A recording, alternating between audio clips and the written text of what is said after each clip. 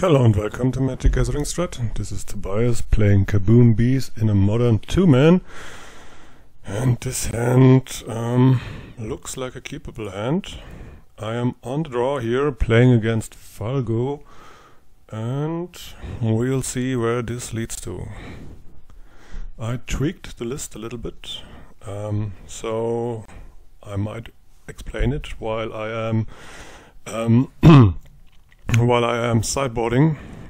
Here I guess I'm playing live conservative,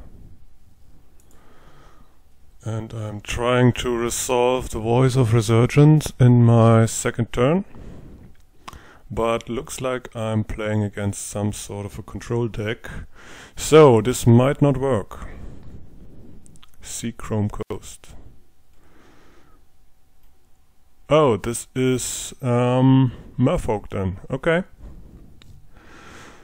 So Spreading Seas will be terrible for me. There it is.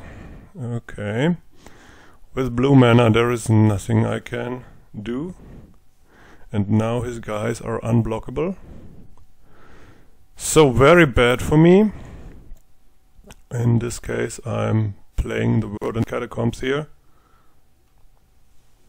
And because he plays the blue-white version of Fish, he will have Pass to Exile available, which makes it very hard for me to resolve something.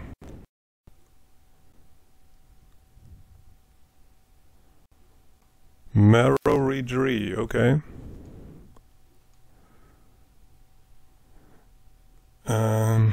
This one doesn't give Island Walk, that's good. So I'm fetching at the end of the turn. Question is, what am I fetching for? I think I want a second red mana source, so it's going to be the Stomping Ground here.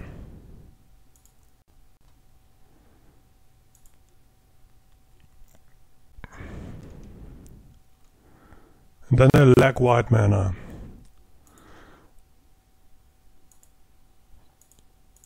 But I can play the Hornet Nest. That at least gives me a blocker.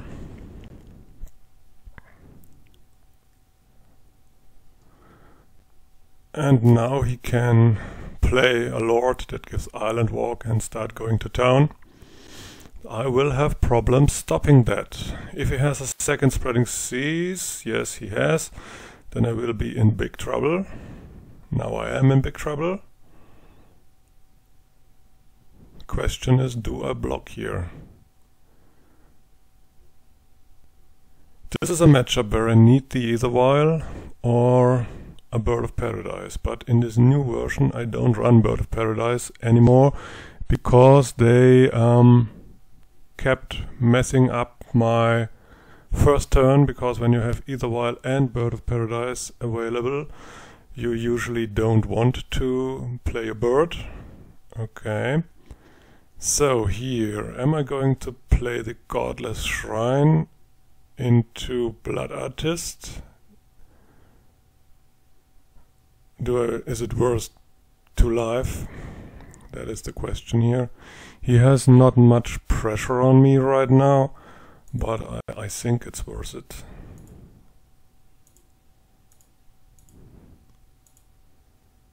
And he has 8 land changing enchantment.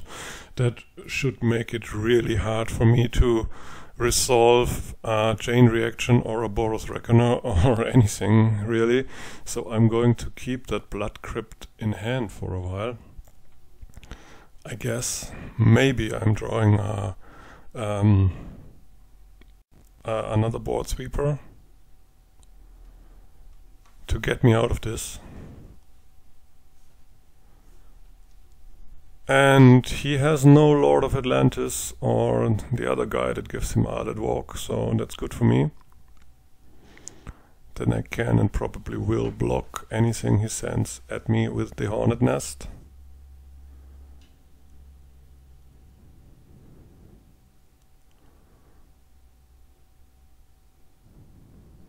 Okay, what is coming here?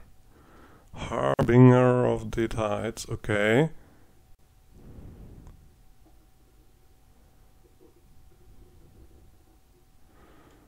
Okay, now he can return my Blood Artist.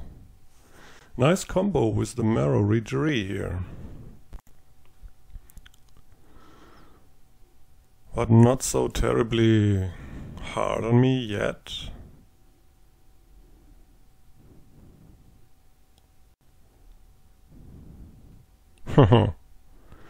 Another Sea's Claim, my god. I won't block the Marrow Regerie here. Still think Death Touch is more important. And here is an Ether Vial, and that is providing some nice way out of here. That's good. I wish I had this from the start.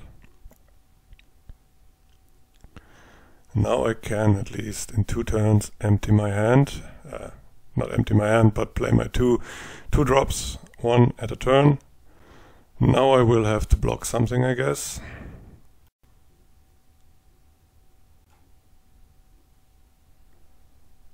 I hope I can block something. Silvergill Adept, okay.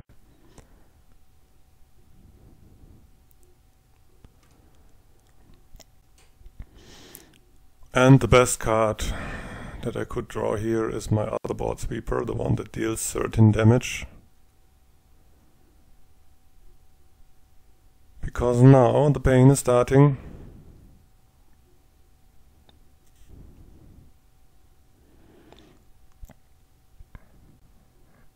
And here's the Lord of Atlantis, so now I need to wipe the board.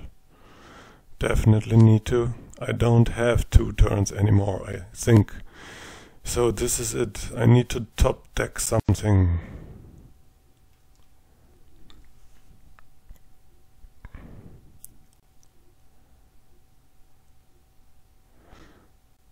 He doesn't play too many islands, so I think I won't play Choke against him. And he can... yeah, well, I choke myself actually, so Choke is no option against him.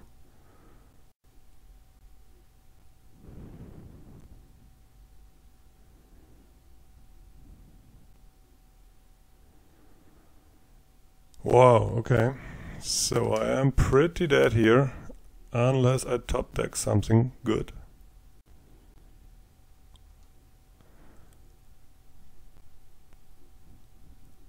Yeah, put a counter on that.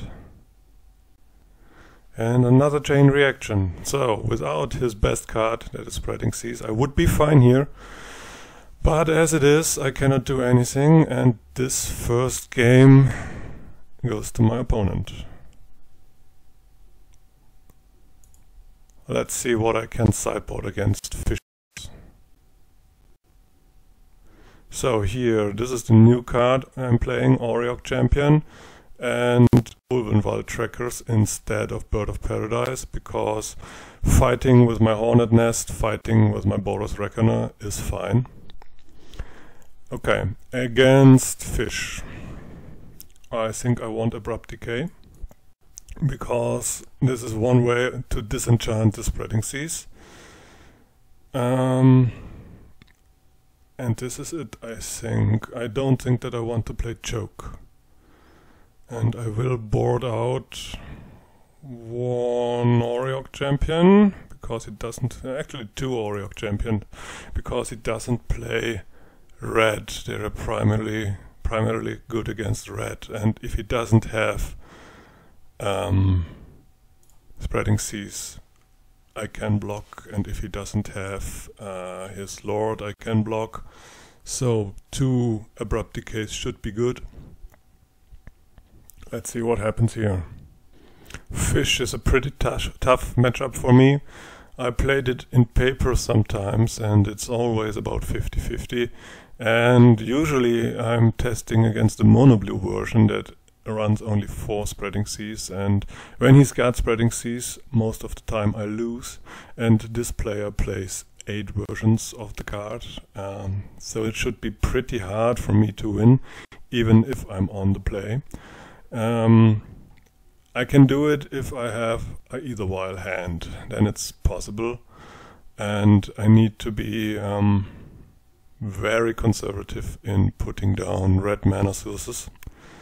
but we'll see. Okay, I'm on the play. Attacking my mana base is one of the best ways to go against this deck, because my mana base is tricky. I run 4 colors, and yeah, that looks like a keepable hand here. That's a keep. I don't want 2 of them. I don't want to give him a token right away. Actually, maybe I do. Because this token can attack me. Can attack me more than the Shockland. Shockland will deal 2 damage. The token will deal at least 3 damage, according to my hand right now. So let's not play the token. Let's play the Etherwild from the Shockland.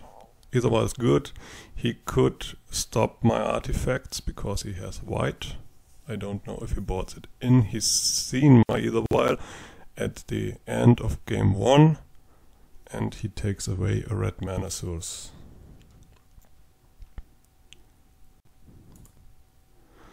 Spends his first turn doing so. That's okay. Here I'm playing the fetch land, and I'm not going to fetch, probably for a long time, because I want to render his Spreading Seas and Seas claim ineffective, and therefore I'm not fetching at the end of his turn, because my Etherwild will be ready in 2 turns, so no need to do anything.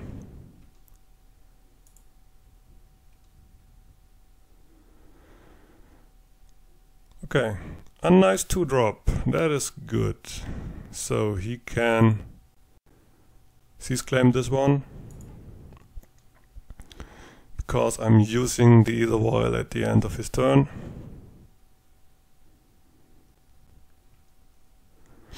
Should be okay. This match looks much better than the last one. Yeah, okay, you can have +1/+1 counters on this one. I don't mind.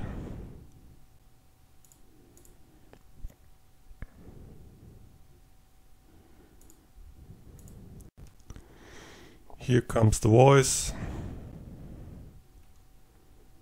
Yes, I want to tick this up. Of course.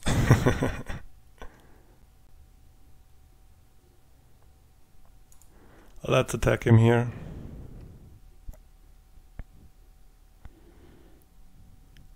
Does he block? I don't think he will.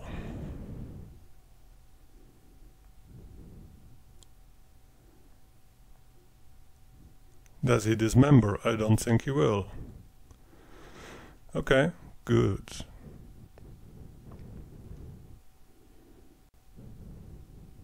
Did I forget to play a land there? Looks like it, right?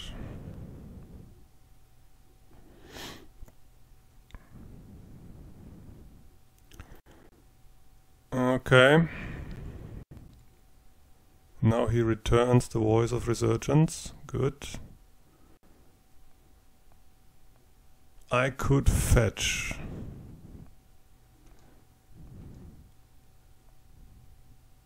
No attacks. Good. Then here comes the Boros Reckoner. Always no, always yield.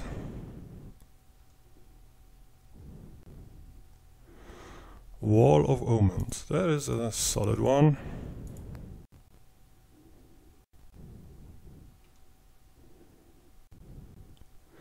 Abrupt Decay. That's good, actually.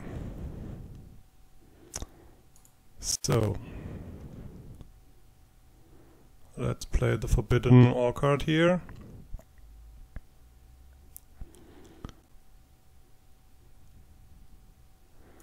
And then let's attack. No blockers, didn't expect blockers.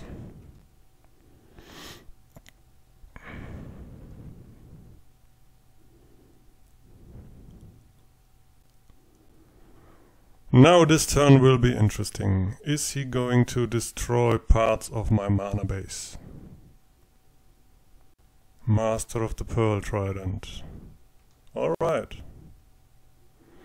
Now they got Island Walk, but not for long.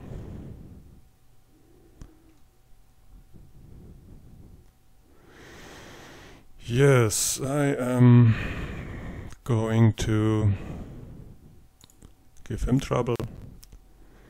This one is going to get me something. Something good, hopefully.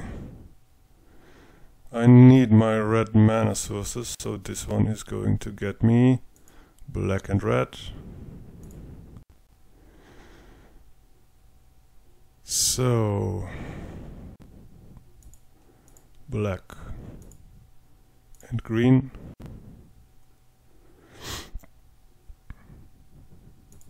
Always yield to this. Abrupt Decay, the master. Could have Abrupt Decay the Cease Claim here, but I think this is better. This will wipe his board pretty good.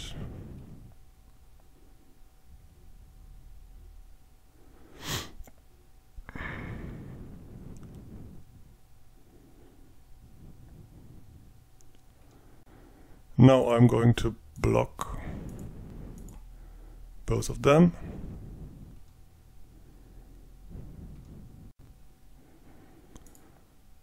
And I get to kill both of them. So this went fine. For me, not for him.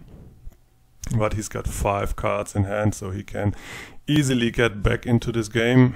Not a problem at all.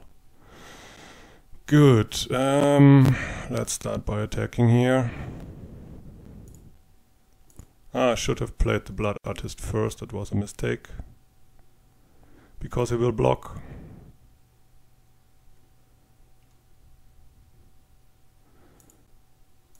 And by this I would have gained an extra life and he would have lost an extra life. So this would have been better. A lot better actually. So white, green, voice. Yeah, would have been better, but what the heck. He's got 5 cards, 3 lands. He can go back into this game pretty easily. I think I have to play the Ulvenwald Trigger from the Forbidden Ore card here. But he might as well cease claim it. And right now, all I need is to... Oh. Yeah. What do I want to get? I want to get the forest here, of course, for the Ulvenwald Tracker.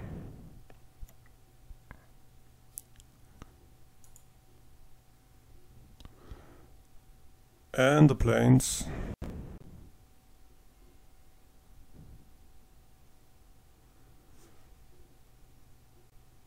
Okay.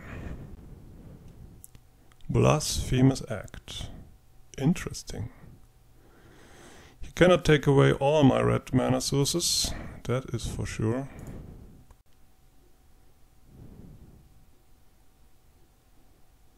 Nobody runs this guy but me, so everyone has to read it. But now I can deal pretty good with the pesky spirit tokens.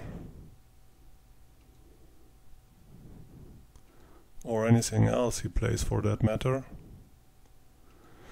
Because I don't have trouble sacrificing my voice because I get a token. He's got still 4 cards in hand, that's good for me. And this Blasphemous Act would have been lethal if he hadn't played his Path to Exile. So I'm feeling okay about the second game, but he can turn it around of course. Because Cease Claim is troublesome. Still think my Abrupt Decay play was correct as I did it. I don't mind giving you Forbidden Orchard tokens at the end of your turn. as long as I have a blood artist. Overgrown tomb, okay. We'll play that.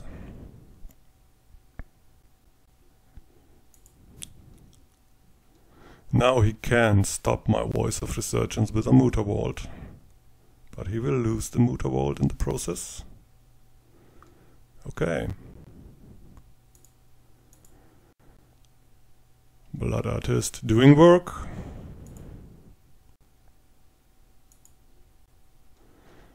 And at the end of his turn I will make a token, and the token will fight the Voice of Resurgence. So that should be good.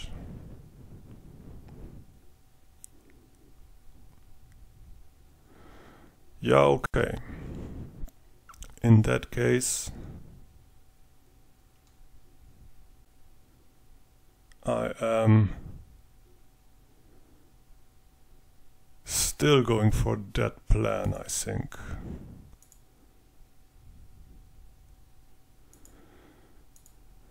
Target creature I control, target creature. Because I have a green mana available that clearly kills the Lord if I want to.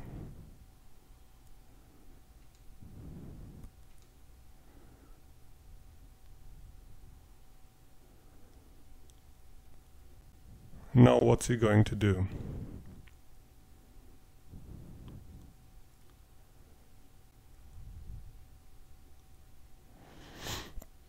Ulvenwald Tracker doing work. Another blasphemous act, okay. If he's going to trade with my Voice of Resurgence, I'm okay with that.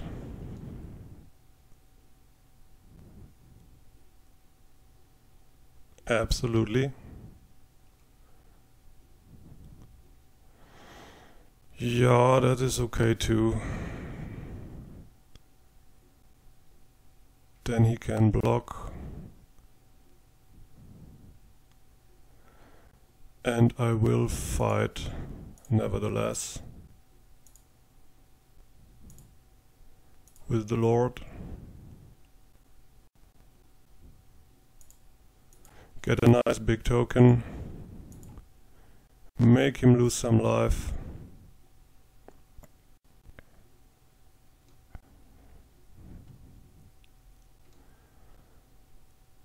Okay. So he's tapped out pretty much at 5 life. I see 5 creatures, now it's 6, and then he should be dead, right? Because of the Blood Artist triggers. Yeah. So second game for the Bees. Pretty nice.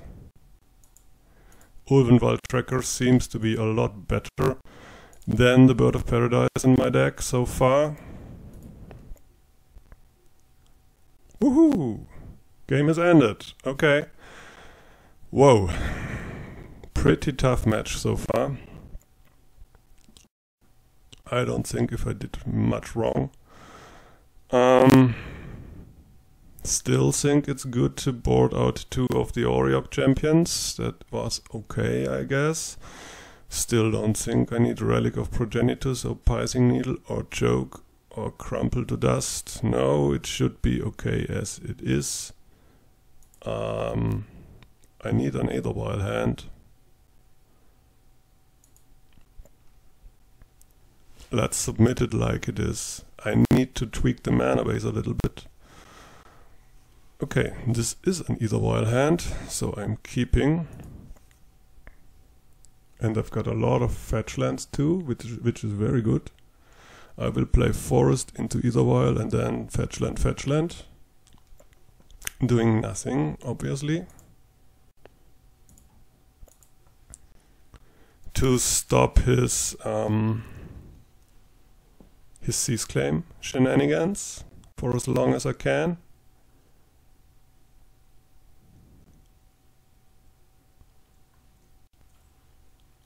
Master of the Pearl Trident, and he revealed, yeah, that's the one he revealed. Silvergill Adept is the one he played.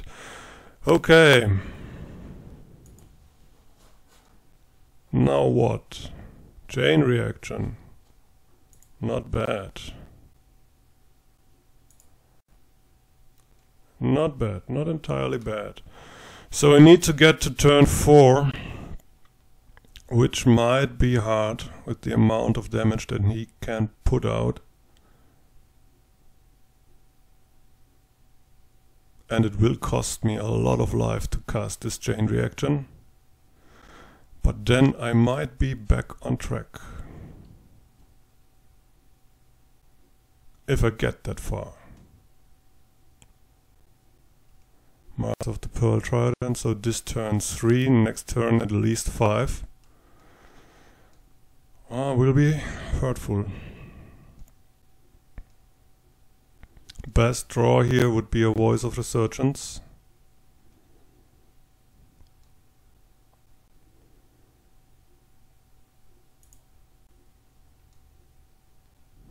Boros Reckoner isn't bad too. So I can put down a Blood Artist at the end of his turn, and then a Hornet Nest in my turn. Yeah, that should be the plan here. So I have to survive this turn, and it looks like I will. Then I will have 2 red mana sources, and the chain reaction will wipe the board, all but for the Muta Vault. Yeah, that at least is the plan.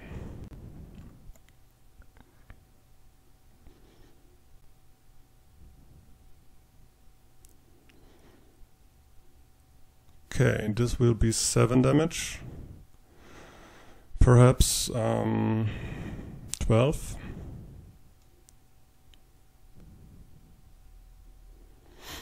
Only 1 attacker, so that is good for me. So he's playing conservative. And I got to do stuff at the end of his turn. Blood Artist. So fetching red mana sources. Blood Crypt.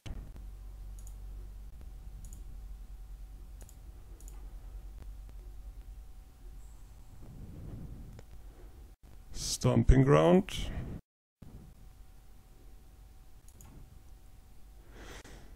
Good, good. Then I go into my turn. He can counter, of course. That's a probability, a possibility. That would be tough. Very tough. Blasphemous Act. Okay. Blasphemous Act would be a lot better.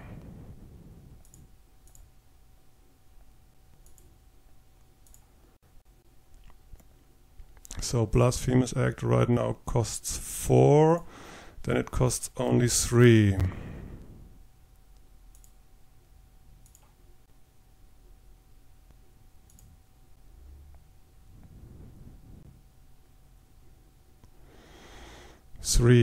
So 1, 2, 3, 4, 5, 6, 9 minus 6 is 3.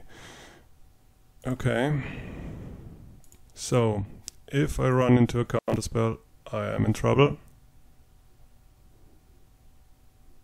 Yeah, looks like it. Okay. And now what?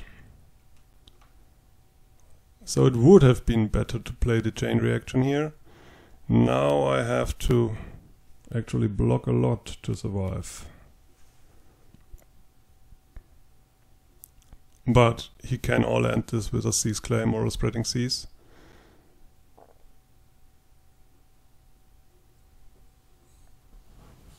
Still think I didn't have another way of playing here.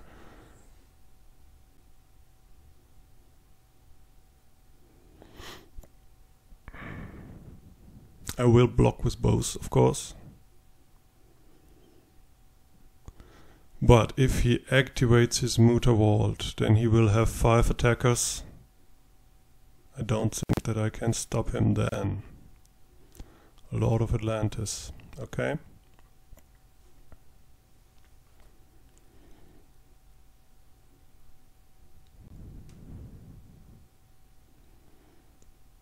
Oh my god. That is actually the best course of action that could be done here. So always know, always yield. Whoa. Okay. I guess I want another hornet nest here.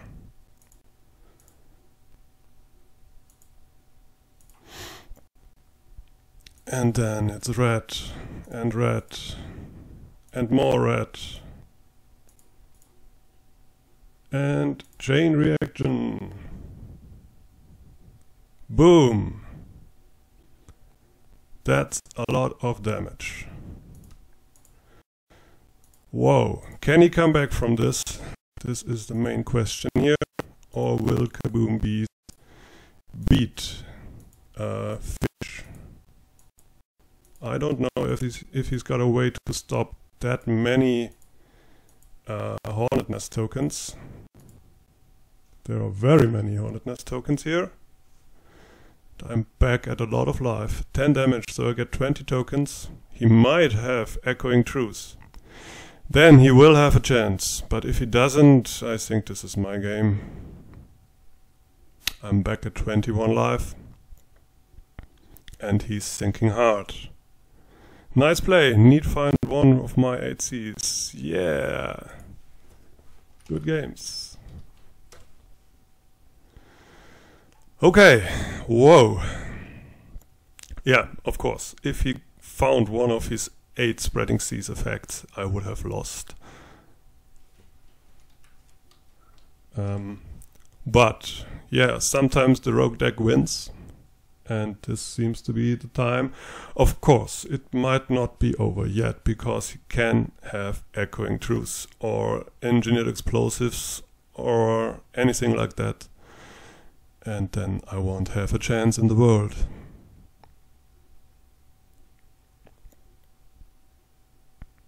Okay, whoa, that's it. Merfolk has been beaten by Kaboom Bees, but with a lot of luck, I will admit. Thank you for watching. See you again soon. Thank you for watching.